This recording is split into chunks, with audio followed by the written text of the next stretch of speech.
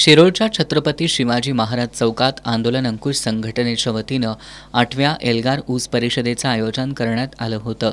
या परिषदेत बोलताना संघटनेचे प्रमुख धनाजी चुडमुंगे यांनी साखर आणि उपपदार्थांना गेल्या वर्षभरात उच्चांकी दर मिळाल्यानं शेतकऱ्यांच्या ऊसालाही उच्चांकी दर मिळायला हवा अशी मागणी केली।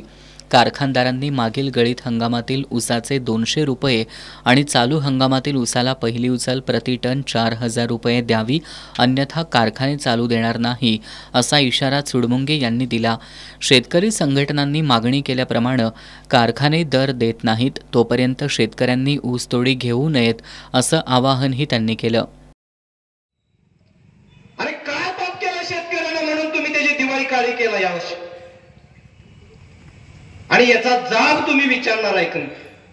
विचारणार आहे की नाही? याचा जाब विचारण्याची वेळ आलेली आहे मित्रांनो। हे बघा, या ऊसाचे मालक तुम्ही कारखान्याला नोंद दिली असली तरी माझा ऊस मी तुला द्यायचा का नाही हे ठरवण्याचा आपल्याला अधिकार कायद्याने। या ऊसाचे मालक तुम्ही, या ऊसाचे मालक व्हा। हा ऊस तुमच्या शेतात आहे तोपर्यंत तुम्हाला जास्तीत जास्त दर मिळायची शाश्वती आहे। हा ऊस जर तुम्ही कारखानदाराच्या ताब्यात दिला, त्याचा ऐकून की ते देईल तेवढा दर घेऊन गप बसायची ही तुम्हाला पाळी येणार। मग आम्ही म्हणतोय मागचं 200 दिल्याशिवाय ऊसाच्या कांड्याला हात लावू द्यायचा नाही। तुम्ही देणार का?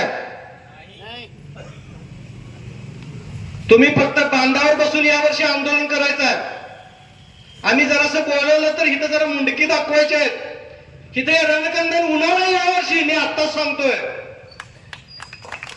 हे ऊसाच्या दराचं पण आंदोलन असेल आणि डॉक्टर बाबासाहेब आंबेडकरांनी जे आम्हाला मताचा अधिकार दिलाय त्या मताच्या अधिकाराची ताकद दाखवण्याचं सुद्धा आंदोलन यावर्षी होणार आहे। जो आमच्या शेतकऱ्याच्या ऊसाच्या दराच्या आडवं येईल त्याला त्या डॉक्टर बाबासाहेब आंबेडकरांनी जी दिलेली मताची ताकद आहे त्यातनं त्या लोकांना आपल्याला आडवं करायचंय। लक्षात ठेवा, काय करायचंय?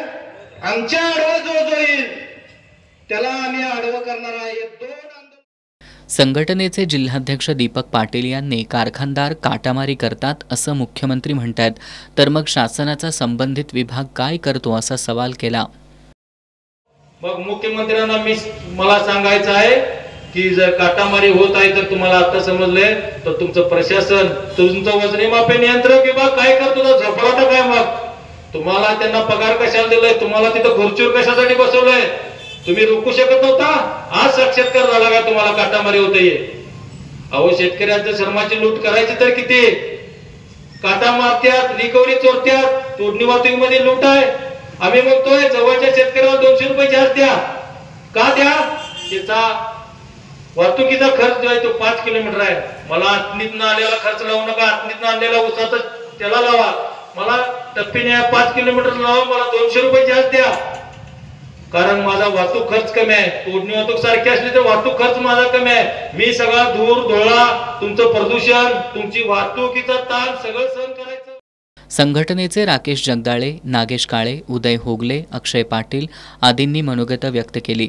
या परिषदेत कोल्हापूरचे पालकमंत्री आणि जिल्हाधिकाऱ्यांनी 1 नोव्हेंबरच्या आत बैठक घेऊन ऊस दरावर तोडगा काढावा, साखर कारखानदारीतून सरासरी या पद्धतीला हद्दपार करावं, शासनानं प्रति टनाला लावलेली 27 रुपये 50 पैसे ही वजावट रद्द करावी, साखरेची MSP 40 रुपये करावी, साखरेवरील निर्यात बंदी आणि कोटा पद्धत उठवावी, साखर कारखान्याच्या वजन काट्याच्या इंडिकेटरला संगणक जोडण्यास मनाई करावी आदी ठराव मंजूर करण्यात आले। या परिषदेला तालुक्यातील शेतकरी उपस्थित होते।